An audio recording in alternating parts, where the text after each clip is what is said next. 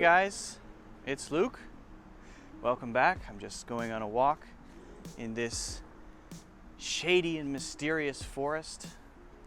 And today we're going to be talking about how you can improve your accent, how you can sound more like a native English speaker.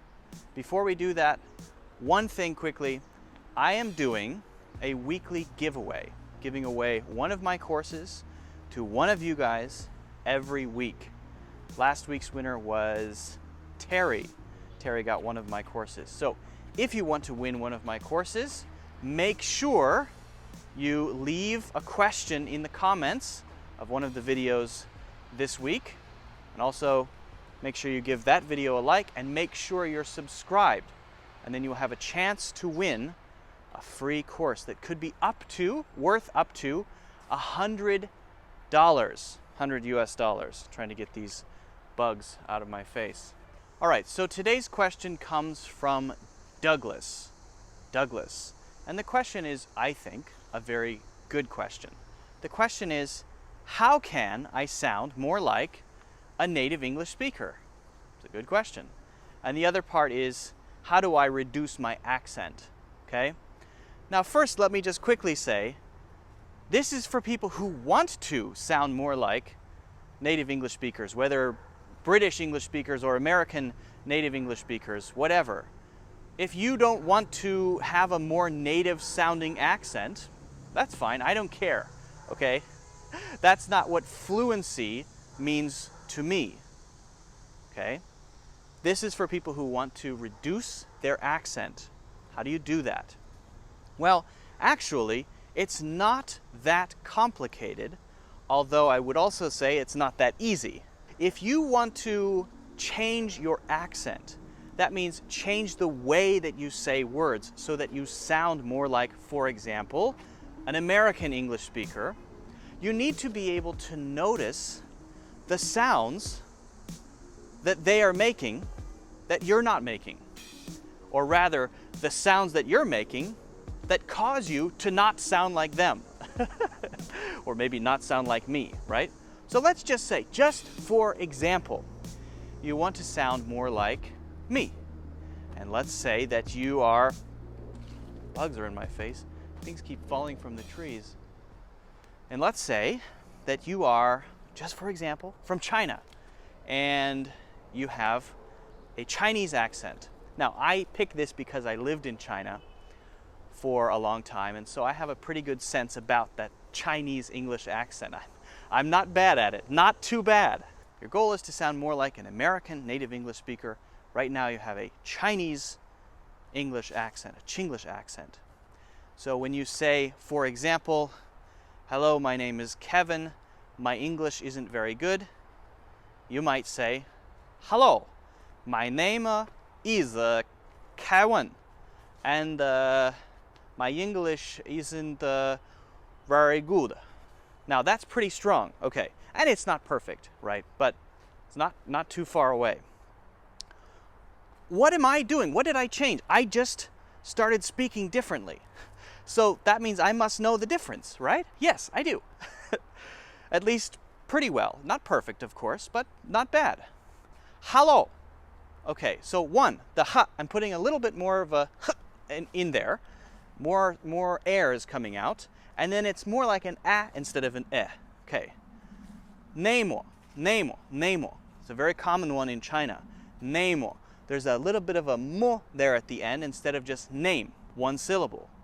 It's been changed to kind of two syllables. Nemo, okay? Is, same. Is, z, instead of is, okay? Kaiwan. Okay, Kevin or Kaiwan. So I'm changing the V to a W sound. Very common in China. Wen. Kaiwan, wen, instead of V. Often gets mixed up in Chinese English. Okay, now, just to be clear, I'm not making fun of anybody. That's just what I hear when I hear a strong, generally northern Chinese English accent. Okay, so I've picked out some of those things. And you can do the same thing. If you want to improve your pronunciation, if you want to improve your accent, you want to sound more like a British English speaker, then you have to pick out the sounds that get you closer to that and copy them. So it requires awareness, the ability to notice the difference, right? I said the mix-up between the V and the W, that's one. And then it requires the ability to change your mouth to make the same sound. And that requires repetition, doing it again and again and again and again and again until you can get it right.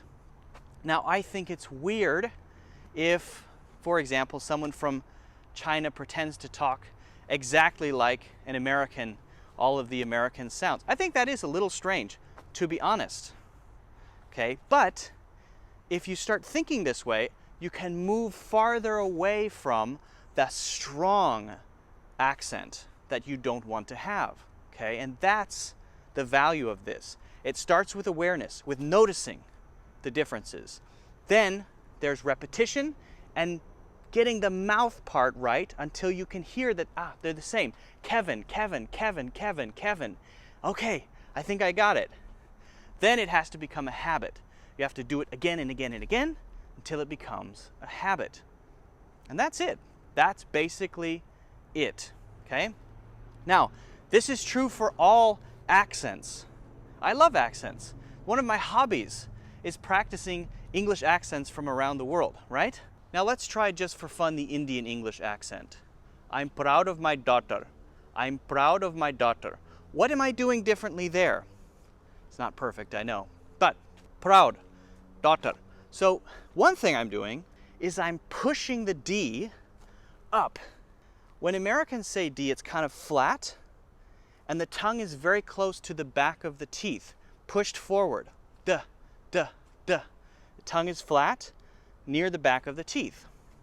When I say the Indian D sound, it's more like duh, duh, duh.